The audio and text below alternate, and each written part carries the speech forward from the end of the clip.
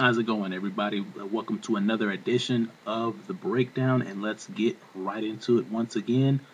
The Miami Heat defeat the Boston Celtics in stunning fashion, 97 to 87 to close out the series in 5 games. The Miami Heat win kind of the way I thought they would once I saw Miami go up 3-1. Now, before the series, I thought Boston was going to win the series, but once Miami took a 3-1 lead, I think it was just a matter of time, whether it took game 5, 6, or 7, that Miami would get over the hump and finally beat the Boston Celtics, and they did that in five games. And the storyline of this game was a lot like game 4. Boston kind of controlled the game, was out ahead, and in the last 4 or 5 minutes, Miami makes a run with big shots once again by LeBron James, and the Boston Celtics just couldn't come up with buckets in the last 4 minutes of that game. I mean, they crumbled. I mean, if they weren't missing shots, I mean, passes were going off guys' hands. I believe Jeff Green, Paul Pierce had passed him a ball, and the pass went right off his hands. I mean, all Jeff Green had to do was catch it, and the ball went right off his hands out of bounds. And the game really turned when the score was 87 to 82, and LeBron James finds James Jones on a cross-court pass and an open three, which the three-pointer was challenged, but a shooter like that,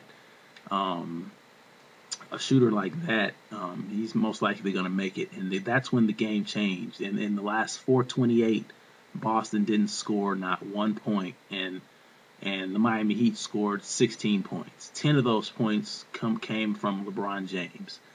And I'm going to tell you, the Celtics, I mean, if you would have told me before the playoffs started that the Celtics would lose close games like that the Celtics would just crumble, I would have told you that you're crazy.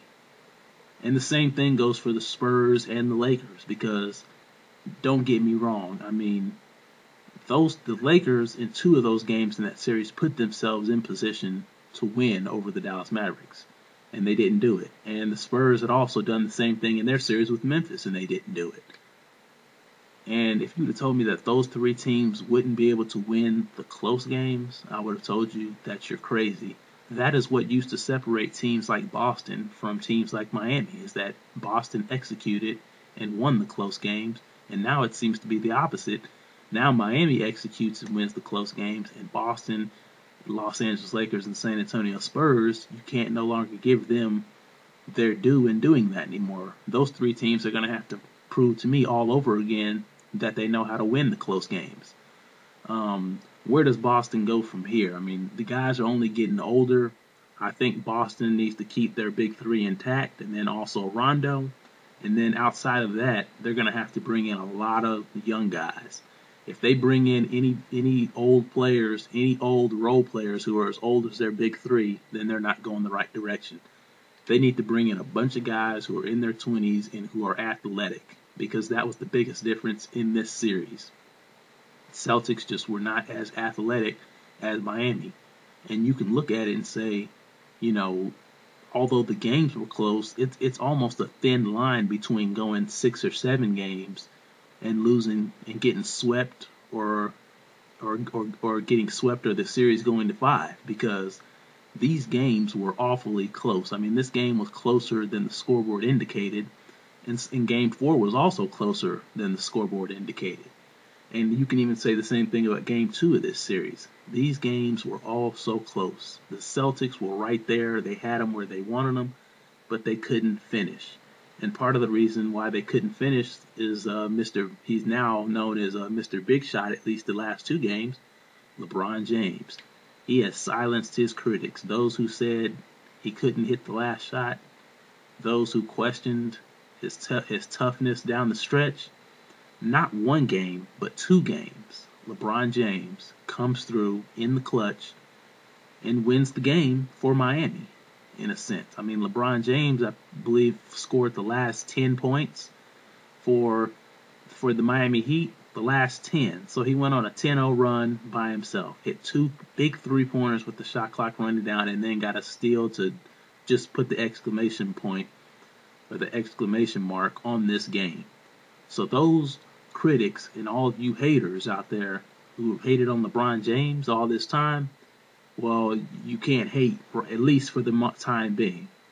And sooner or later, and I have a feeling that it's going to be sooner, he's going to have a ring on his finger. And all the critics, you won't be able to say anything. And to beat Boston, this is exactly why LeBron James made his decision. Sure, he shouldn't have went on TV and did it, but the man did what was perfectly legal.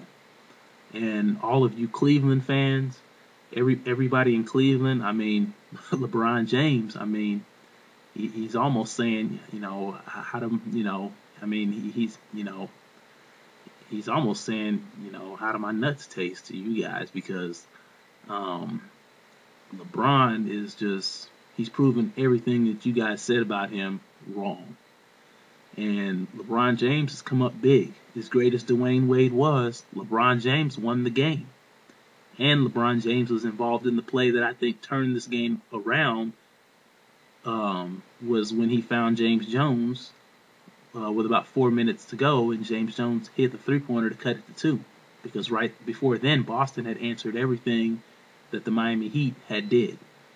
So Boston now is out of the finals, and for Boston, when their big three came together after they won that first title, you almost thought they were going to win another one. And to some degree, they should have another title, because in 2009, Garnett gets hurt, and they go 7 games with the Orlando Magic. Now, we know if they'd had Garnett, they probably would have beat the Magic that year.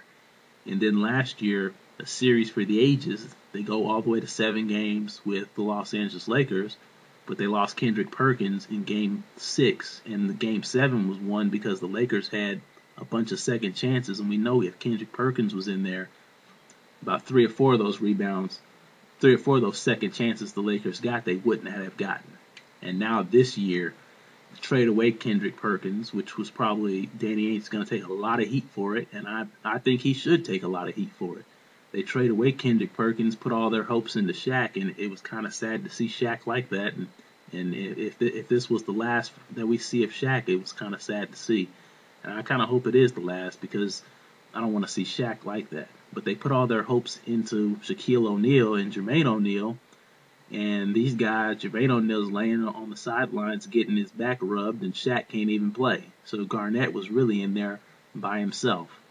So the Celtics, they won 1 title, but if this was the last of their run, it would have been nice if those guys would have got 2.